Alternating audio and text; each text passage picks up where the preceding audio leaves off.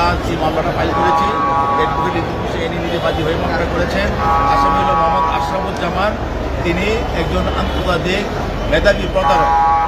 তিনি 111 সময় থেকেই তার প্রতারণার কাজ শুরু করে দেন।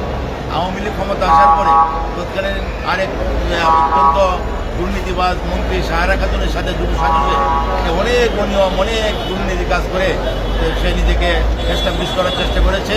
এরপর জুলাই আগস্ট বিপ্লবের পর সরকার পরিবর্তনের পর সে তার নতুন তার পরিচয় গোপন করে নতুনভাবে সে আমাদের তারুণ্যের অহংকার আমাদের দেশনায়ক তারুর রহমানের উপদেষ্টা পরিচয় দিয়ে সে তার মোবাইলের হোয়াটসঅ্যাপ এর অ্যাপস ব্যবহার করে আমাদের দেশনেত্রী বেগম খালেদা জিয়ার রাজনৈতিক উপদেষ্টা মোয়াজ্জেম হোসেন আলাল অ্যাডভোকেট মোয়াজ্জেম হোসেন আলাল সাথে সেই হোয়াটসঅ্যাপের মাধ্যমে ফোন করে বলেন যে আমি তারেক রহমানের একজন অ্যাডভাইজার, আমি যা বলি উনি তাই শুনে, এবং আপনি আমাকে যদি এই সুবিধা দেন তাহলে আমি আপনাকে বিএনপির স্থায়ী কমিটির সদস্য বানিয়ে দিতে পারবো। ঢাকা আইনজীবী সমিতির সাবেক বিএনপি কেন্দ্রীয় কমিটির সহায়ক সম্পাদক এবং জাতীয় আইনজীবী ফোরাম ঢাকা ইউনিটের কনভেনার। এখানে আমার সাথে আছেন ঢাকা আইনজীবী সমিতির বর্তমান সাধারণ সম্পাদক চৌধুরী ইসলাম, জাতীয় আইনজীবী ফোরাম ঢাকা ইউনিটের সম্মানিত সদস্য নিহাল হোসেন ফারুক, এবং উপস্থিত আছেন জাতীয় আইনজীবী ফোরাম ঢাকা ইউনিটের অন্যতম সদস্য কিন্তু সেনি সহ আমরা এখানে আছি। আমরা যে মামলাটা ফাইল করেছি, অ্যাডভোকেট ইদ্রিস এনি নিজে বাদী হয়ে মামলাটা করেছেন। আসামি হল মোহাম্মদ আশরাফুজ্জামান। তিনি একজন আন্তর্জাতিক মেধাবী প্রতারক। তিনি 111 সময় থেকেই তার প্রতারণার কাজ শুরু করে দেন।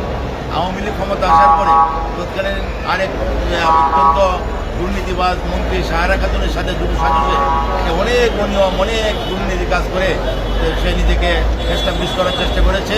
এরপর জুলাই আগস্ট বিপ্লবের পর সরকার পরিবর্তনের পর সে তার নতুন তার পরিচয় গোপন করে নতুনভাবে সে আমাদের তারুণ্যের অহংকার আমাদের দেশনায়ক তারুর রহমানের উপদেষ্টা পরিচয় দিয়ে সে তার মোবাইলের হোয়াটসঅ্যাপ এর অ্যাপস ব্যবহার করে আমাদের দেশনেত্রী বেগম খালেদা জিয়ার রাজনৈতিক উপদেষ্টা মোয়াজ্জেম হোসেন আলাল অ্যাডভোকেট মোয়াজ্জেম হোসেন আলাল সাথে সেই হোয়াটসঅ্যাপের মাধ্যমে ফোন করে বলেন যে আমি তারেক রহমানের একজন অ্যাডভাইজার, আমি যা বলি উনি তাই শুনে, এবং আপনি আমাকে যদি এই সুবিধা দেন তাহলে আমি আপনাকে বিএনপির স্থায়ী কমিটির সদস্য বানিয়ে দিতে পারবো। এইভাবে শুধু আমাদের যে দ্বিতীয় 2 নম্বর সাক্ষী অ্যাডভোকেট মোয়াজ্জেম হোসেন আলাল নয়, আরও অনেকের সাথে এসে বিএনপির বিভিন্ন স্থানীয় লোকের সাথে সে যোগাযোগের মধ্যে প্রতারণা আশ্রয় নিয়ে সে অবৈধ সুবিধা নেওয়ার জন্য সে বিভিন্ন নিজেকে তার রহমানের উপদেষ্টা পরিচয় দিয়ে সে সুবিধা নেওয়ার জন্য চেষ্টা করে। এইটা যখন আমাদের চলে আসলো, আমাদের ফোরামের যে সম্মানিত মহাসচিব ব্যারিস্টার কাইসাল কামাল সাহেব, উনি বিএনপিরও সম্মানিত আইন সম্পাদক, উনি আমাদেরকে নির্দেশনা প্রদান করার প্রেক্ষিতে আজ আমরা তার বিরুদ্ধে আমাদের 15 নম্বর আদালতে সিএমএম কোর্টে 15 নম্বর আদালতে আমরা মামলা ফাইল করি, এবং আদালতকে আমরা সাবমিশন রাখার পর আদালত সন্তুষ্ট হয়ে অবরোধটা আমলে নিয়ে তার বিরুদ্ধে সরাসরি ডব্লিউ বা ওয়ারেন্ট ইস্যু করেন এবং তাকে গ্রেপ্তার করে আদালতে এনে হাজির করার জন্য নির্দেশ প্রদান করেন।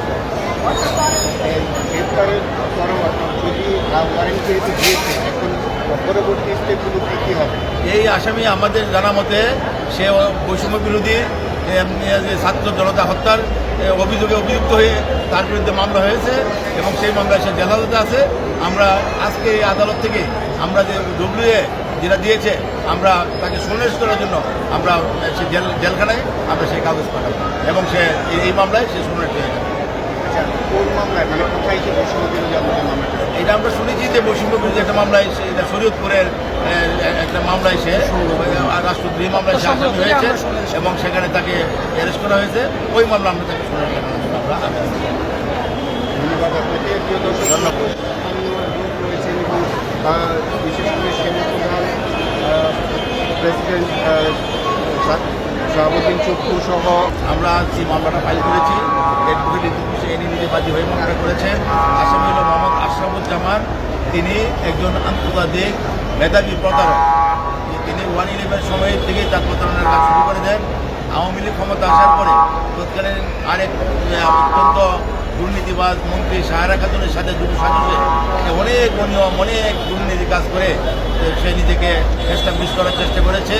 এরপর জুলাই আগস্ট বিপ্লবের পর সরকার পরিবর্তনের পর সে তার নতুন তার পরিচয় গোপন করে নতুনভাবে সে আমাদের তারুণ্যের অহংকার আমাদের দেশনায়ক তারুর রহমানের উপদেষ্টা পরিচয় দিয়ে সে তার মোবাইলের হোয়াটসঅ্যাপ এর অ্যাপ ব্যবহার করে আমাদের দেশনেত্রী বেগম খালেদা জিয়ার রাজনৈতিক উপদেষ্টা মোয়াজ্জেম হোসেন আলাল অ্যাডভোকেট মোয়াজ্জেম হোসেন আলাল সাথে সেই হোয়াটসঅ্যাপের মাধ্যমে ফোন করে বলেন যে আমি তারেক রহমানের একজন অ্যাডভাইজার, আমি যা বলি উনি তাই শুনে, এবং আপনি আমাকে যদি এই সুবিধা দেন তাহলে আমি আপনাকে বিএনপির স্থায়ী কমিটির সদস্য বানিয়ে দিতে পারবো।